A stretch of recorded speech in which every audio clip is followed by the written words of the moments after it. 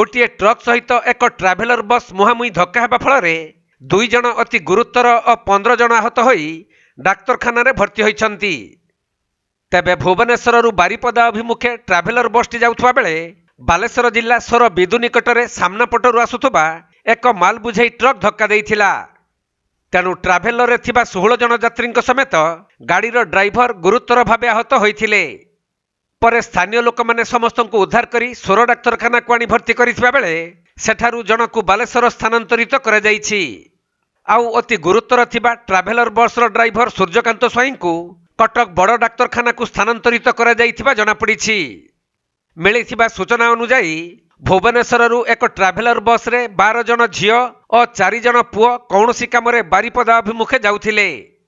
तेबे 16 नंबर जातीय राजपथर बिदु निकटरे सामना पटु आसुथबा एक माल बुझाई ट्रक ट्राभेलर बस को धक्का देबारु एहिपरि दुर्घटना घटिथिला।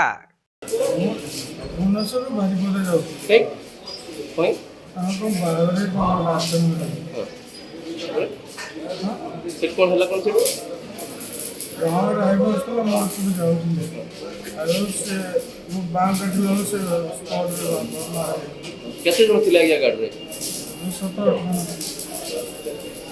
कार पंचर हेइछि कार पंचर आपन को कोन